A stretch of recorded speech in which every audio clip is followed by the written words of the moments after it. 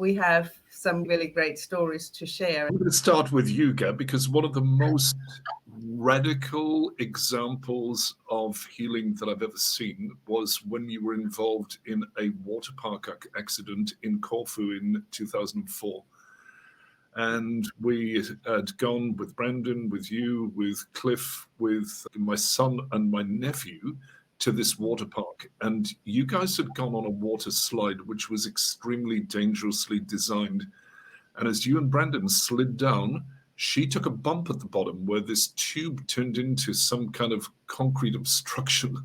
And she took a bump, but you took a full-blown knock to the head at high speed.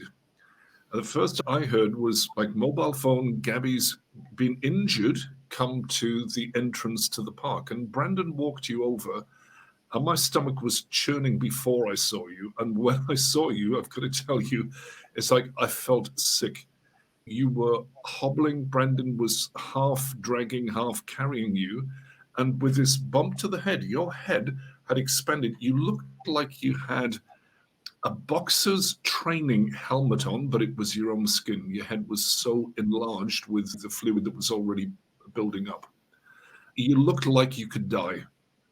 And Brandon took charge and took you to the ambulance, and Cliff and I and the boys followed in a car, and we were just praying all the way. But as we were praying, what Brandon related was she was doing journey work with you, because what we've seen over the years is that at the point of impact or the point of an accident where something goes wrong and impacts the body, there is a shock and there is some fear, some deep emotions get stirred up and brought to the surface instantly.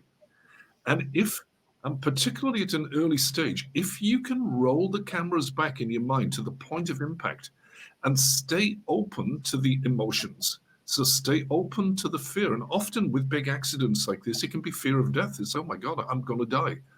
And Brandon did this with you in the ambulance on a 20 or so minute ambulance ride. And she rolled the cameras back. She accessed the emotions that you were feeling immediately before the impact, on impact, after impact, and took you into a journey opening, a drop through of the emotions so that you let all of them flood through your body until there's nothing left, until there's just spacious awareness. So instead of shutting down, instead of bracing against, instead of freezing in the face of emotions, open and open. She did this with you for 20 minutes in the ambulance. And when you got out of the ambulance after that 20 minutes, we saw you and your head had already, the swelling had gone down by, I want to say 2/3. I couldn't believe it. You already looked clearer. And just to look at you, you looked as if something extraordinary was shifting in a healing way inside you. And I know you were admitted to hospital overnight, and they found that you'd actually created a fracture, and they thought it might have been from a previous accident. They weren't really sure.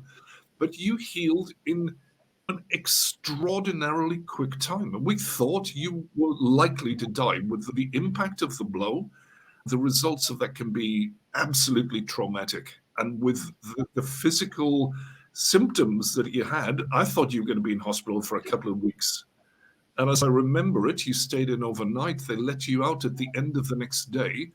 And the healing was fluid, was quick, was absolutely extraordinary.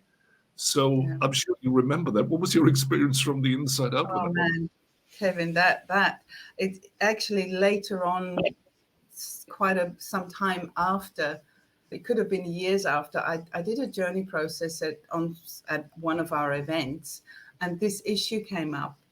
And it really became clear that if Brandon hadn't been there, I wouldn't have survived the event. That was like as clear as anything. It was that dangerous. And the other thing that happened was actually what happened was in this tube where we came out was concrete. Yeah. It wasn't even metal, it was concrete.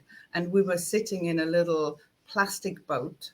And as we came out of the tube, a wind gush came from underneath and turned the little boat to its side. Yeah. So Brandon got hit also, but lighter.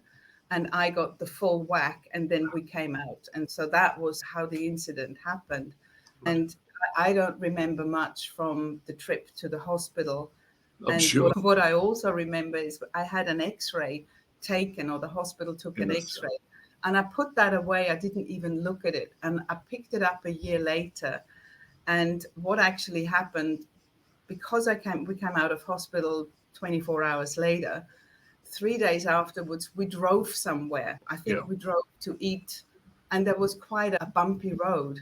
This bumpy road actually caused the blood. There was a huge blood clot up at the top of my head, and the blood kept coming down, and the swelling and everything was pretty much gone in the overnight time at the hospital. They just kept me in for observation. Yeah. But the blood and the Yes. bruise under my eyes, that kind of stayed on for quite some time. I remember that.